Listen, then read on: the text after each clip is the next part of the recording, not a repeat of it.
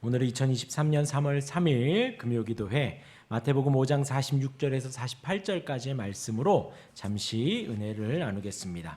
어제 저녁에는 이같이 한즉 하늘에 계신 너희 아버지의 아들이 된다라고 말씀을 드렸습니다. 우리가 하나님의 말씀에 순종하며 살아갈 때에 그 순종은 원수를 사랑하는 것으로 나타납니다. 원수를 위해 기도하는 것으로 나타납니다. 그런 삶의 순종 가운데 우리는 아버지의 아들이라고, 하나님의 아들이라고 불리우게 되지요.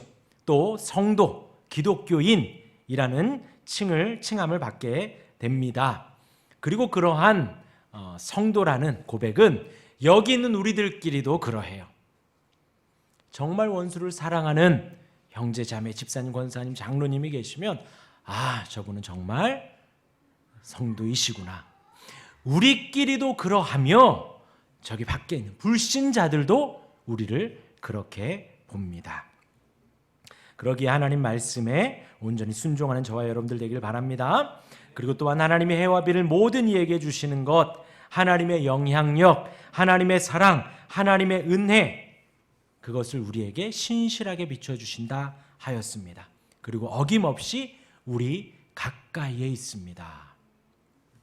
해와 비를 의로운 자와 불의한 자에게, 선인과 악인 모두에게 하나님의 영향력을 주시면서 하나님의 신실하심을 나타내시며 하나님의 크심을 나타낸다 하고 제가 어제 말씀을 드렸습니다. 오늘은 예수님이 그 말씀에 덧붙이십니다. 46절과 47절 말씀이 같은 맥락에서 두 가지 상황을 제시하시고요. 마지막 48절을 말씀하시면서 여태까지의 말씀을 더욱 지지하고 강조하시며 이제 5장이 마무리가 됩니다. 우리 46절과 7절 우리 다시 한번 읽어보겠습니다.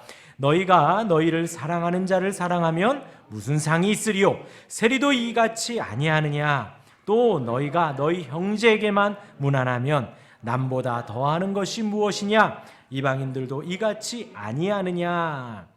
예수님은 지금 이웃을 사랑하고 원수를 미워하는 한 예를 드십니다. 세리들, 이방인들. 예수님이 이 부분을 언급했기 때문에 이제 세리들이 어떠하다, 이방인들이 어떠하다 막 파고들을 이유는 없습니다. 예수님이 이 세리들과 이방인들을 언급한 이유는 유대인들의 통상적인 가치, 그때 당시에 세리들의 어떤 사람들의 인식, 이방인들에 대한 유대인들의 인식을 예수님이 말씀하신 것 뿐입니다. 곧 이 말씀은 자기를 사랑해 주는 사람을 사랑하는 것, 혹은 자기 집단 안에 있는 자들끼리만 인사를 나누는 일, 그것은 세상 사람들도 다 그렇게 한다는 거예요. 우리가 잘 압니다. 유대인들에게 있어서 세리는 매국노지요. 자기 자국민들에게서 세금을 받아다가 침략자인 로마에 갖다 바치는 일을 합니다. 근데 세금 징수는 합법적이고 나쁜 일이 아니죠. 그런데 그 세리들은 이 동족들에게 더 많은 세금을 걷어서 자기의 커미션을 빼고 로마에 상납했기에 유대인들은 그 세리를 매우 안 좋게 보았습니다. 이방인들도 마찬가지죠. 제가 지난번 말씀드린 대로 유대인들, 이방인들, 이 유대인들에게는 유대인과 이방인밖에 없죠.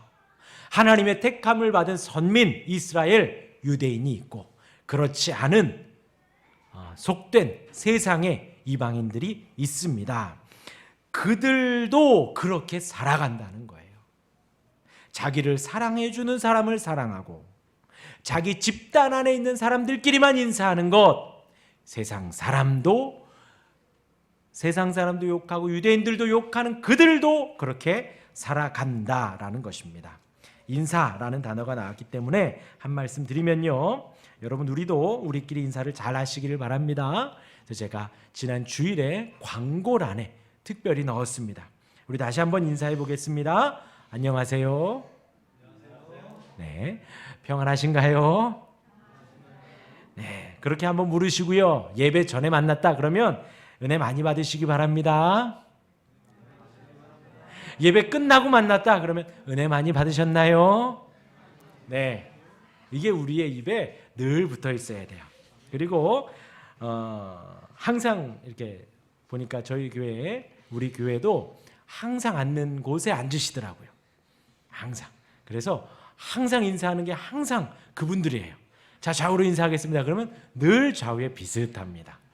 대동소이예요.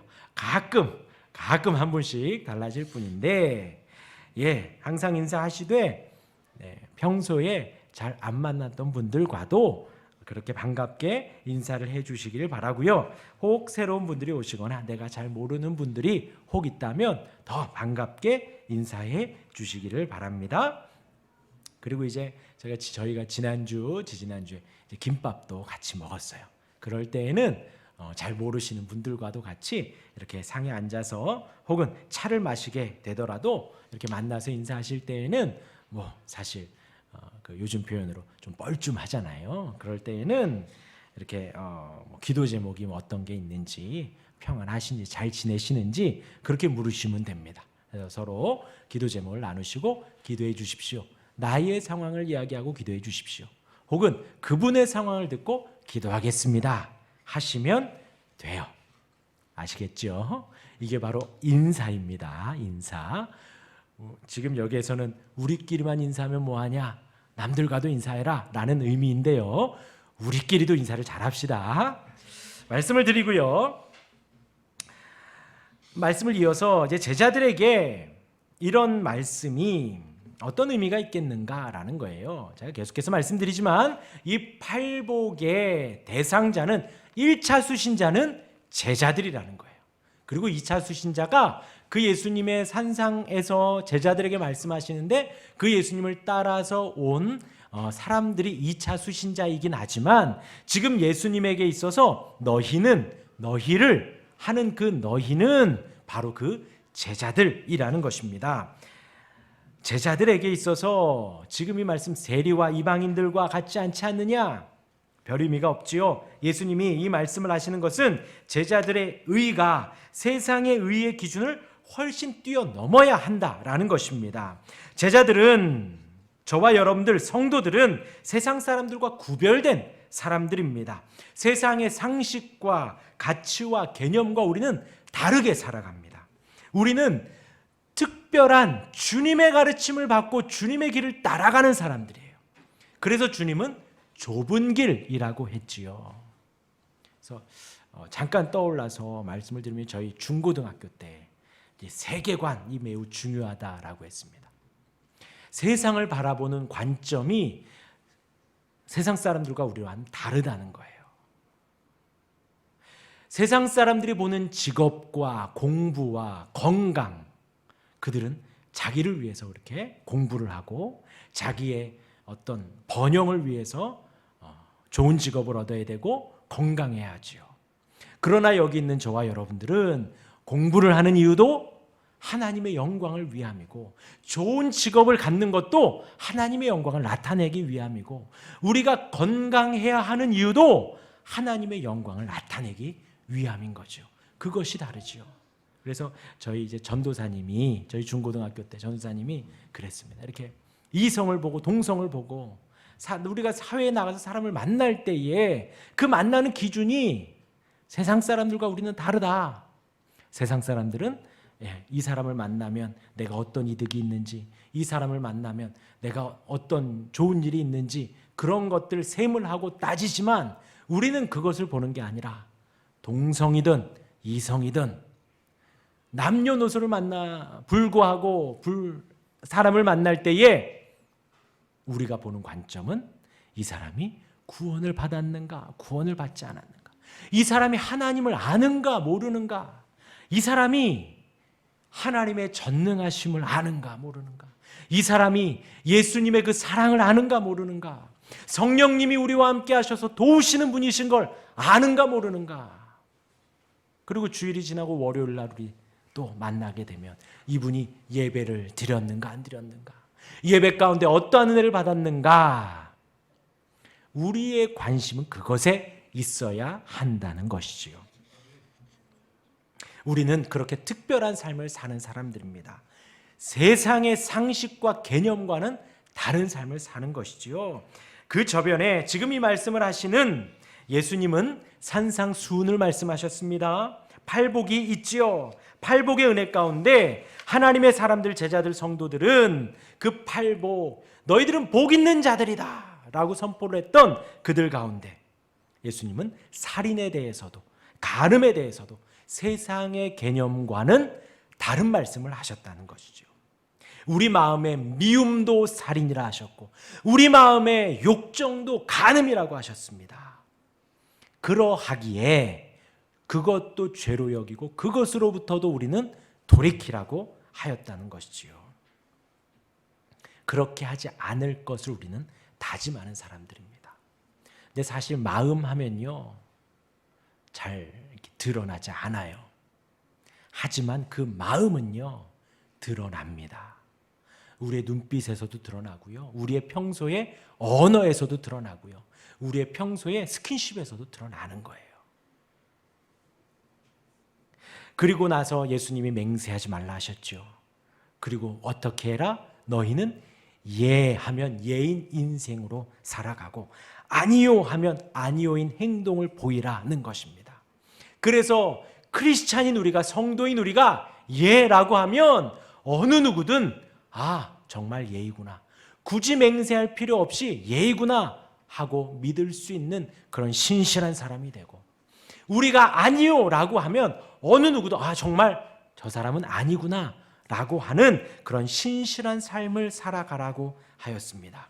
복수에 대해서도 복수도 하지 말아라. 그 심판은 하나님이 하시는 것이고, 모욕을 당했다 하더라도 더 심한 모욕을 당할 수 있도록 왼뺨도 돌려대는, 그리고 적군이 와서 오리를 가자 하고 요구하여도 십리를 갈 수 있는 결심과 결단으로 살아가라.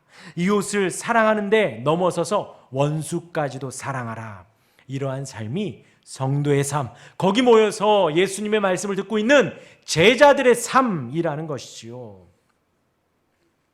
그러하기에 이들에게 있어서 너희들이 만약에 사랑하는 사람들만 사랑하고 무난하는 사람들하고만 무난을 하면 유대인들에게 가장 무시받는 세리들, 가장 더럽다고 여겨지는 이방인들의 너희는 그들과 비교군이 되면 안 된다라는 것이지요. 완전히 다른 삶, 완전히 다른 그런 인생으로 그렇게 살아가라는 것입니다. 그리고 그러할 때에 우리는 아버지의 아들이 되어져 간다. 그러한 삶이 바로 아버지의 아들, 하나님의 아들, 성도의 삶이라는 것입니다. 그리고서는 오늘 말씀에 상이 나옵니다. 상.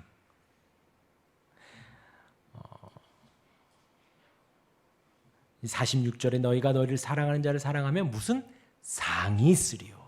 상을 말하지요.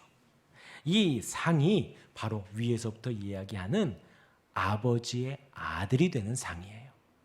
하나님의 자녀가 되는 상을 받는 것입니다. 천국을 누리는 상을 받는 거예요.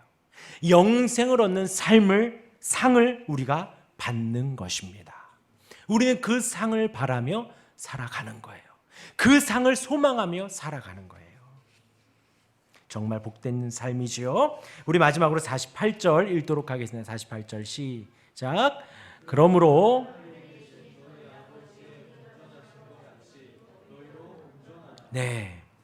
여기까지 이해가 되지만 갑자기 또 무시무시한 말씀이 나왔습니다. 하늘에 계신 너희 아버지의 온전하신가 같이 너희도 온전해라. 여기서 온전하라라는 말씀이 헬라어로 텔레이오스라고 합니다. 여러 가지 용법으로 나오는데요. 완성하다. 그리고 완전한, 퍼펙트를 말하는 완전하다. 완성하다. 이런 의미가 있고요. 또 구약에서 희생 제물이 드려질 때에 온전한 것, 흠없이 온전한 것 할 때도 이 단어를 쓴다 그래요. 흠 없는 것. 그리고 또 가르침에 있어서 이 단어를 쓸 때에는 완전하고 성숙한 가르침, 깊이 있는 가르침을 말할 때 이 단어를 또 쓴다고 합니다. 또 완전에 있어서 결여가 없는, 부족함이 없다라고 말을 합니다. 또한 하나님의 속성에 있어서 하나님의 속성을 우리가 실현하는 것, 우리에게 성령 하나님이 계시지요. 성령님이 우리에게 계신데 성령님이 우리에게 그 하나님의 자녀로 살아가게 만들어 가시는 거예요. 혹은 효과, 신의 속성의 효과라고도 표현을 합니다. 또한 다른 용례에서는 성인이 되었다. 이제 어린아이, 실수하고 뭐 그런 어린아이가 아니라 성인이 되었다. 혹은 미숙한 어떤 청년이나 학생이 아니라 성숙한 어른으로도 표현을 합니다. 또 다른 용례에서는 헌신적이다, 또 순종한다, 헌신한다, 말씀에 헌신한다 라는 말씀이기도 합니다. 정리하면요, 하나님이 온전하다, 아버지의 온전하신가 같이 너희도 온전하라, 우리에게 완전과 완성을 말씀하신다는 것이지요. 하나님의 말씀에 온전히 순종하고 온전히 헌신한다라는 것이에요. 그런데 여기에서 중요한 것이 하나님과의 관계도 말을 한다는 것입니다. 하나님 아버지와 우리, 그 관계가 온전하고 완전하다, 완성되었다라고도 표현을 하는 거예요. 그러니까 여태까지 쭉 말씀을 하면서 아버지, 아들, 상을 우리에게 주실 터인데, 하늘에 계신 너희 아버지의 온전하신 같이 너희도 온전하라. 그 하나님이 우리와 온전한 관계를 맺어 가시고 완전한 관계를 맺어 갈 때에 여태까지 말한 성도의 상과 하나님의 아들로서의 삶이 완전해진다라는 거예요. 우리에게 있어서 지금 하나님은 완전하신데 나는 불완전한데 어떻게 우리가 완전해 가지? 그렇죠. 우리는 절대 하나님의 완전함을 따라갈 수 없습니다.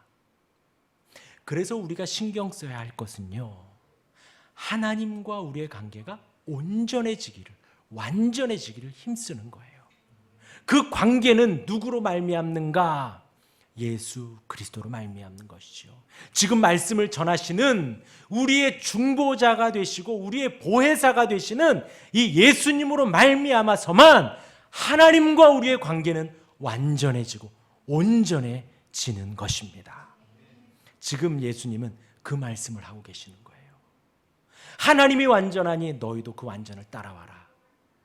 뒷짐지고 그 명령만 하시는 것이 아니라 중보자 되신 예수님이 온전히 중보자가 되시고 하나님 아버지와 우리 사이를 완전히 연결해 주시니 우리가 하나님과 관계가 완전하여지고 그 안에서 하나님께서 우리를 신의 속성, 그 성숙한 성도의 삶으로 만들어 가신다는 거예요. 지금 이 말씀을 하시는 분도 하나님이십니다. 하나님께서 부족한 저와 여러분들을, 이 제자들을 택하셔서 하나님의 사람으로 완전하게, 온전하게, 완벽하게 완성해 가신다라는 거예요. 우리가 신경 쓸 것이 무엇일까요? 원수를 사랑해야지. 살인하지 말아야지. 간음하지 말아야지. 예하는 삶을 살아야지. 한계가 있습니다. 물론 그런 다짐이 우리에게 약간의 긴장감을 주지요. 약간의 또 마음 한켠에 상실감도 줍니다. 난 그렇게 살지 못했는데. 약간 그렇게 그 마음들을 느끼시며 회개기도도 하시고 조금씩 느끼시며 하나님을 바라보시길 바랍니다. 하나님은 완전하시고 우리는 불완전합니다. 하나님은 완벽하시지만 우리는 부족합니다. 그러기에 하나님과 더 가까워지기 위하여 주님을 더 의지하고 주님을 더 바라봐야 하는 거예요. 그리고 그 완전함과 불완전함 속에 우리의 모습을 보며 한없이 나는 비참하다, 나는 부족하다, 나는 연약하다 느끼며 그 부족함을 하나님으로 채워갈 수 있는 저와 여러분들이 되기를 바랍니다. 그리고 잊지 말아야 할 것이요, 예수님이 5장을 마무리하며 그러므로 하늘에 계신 누구의 아버지요? 너희 아버지라고 분명히 말씀해 주시는 거예요. 우리가 찬양하고 우리가 기뻐하고 감사하고 우리가 살아가며 혹은 힘들기도 하고 어렵기도 하고 아프기도 하죠. 그러나 예수님이 하나님이신 그분이 지금 분명히 말씀하십니다. 하늘에 계신 너희 아버지, 하나님은 나의 아버지라는 거예요. 물론 이 개념도 예수님이 지금 우리에게 철저하게 가르쳐주고 계시는 거거든요. 유대인들은 하나님을 아버지라고 전혀 생각하지 못했습니다. 하나님은 그냥 저 높이 계셔서 전능하신 하나님 뿐이었지요. 그러나 그분이 우리의 아버지시라는 거예요. 하나님 아버지께서 저와 여러분들을 부르셨고 하나님 아버지께서 저와 여러분들을 하나님의 자녀로 인도하셨고 하나님의 자녀로 칭해 주셨고 의롭다 하셨고 이제 영광스러운 그 주님 앞으로 하나님의 나라로 갈 때까지 우리를 책임져 주시고 우리를 성도로 완성시켜 주실 것입니다. 그 하나님을 온전히 아버지로 부르시며 아버지와 자녀의 관계가 정말 돈독하여져서 주님 다시 오실 때까지 혹은 우리가 주님께 갈 때까지 성도의 삶을 아버지의 아들의 삶을 완전히 온전히 이루어가는 그 삶을 살아가는 저와 여러분들 되기를 주님의 이름으로 축원합니다. 아멘.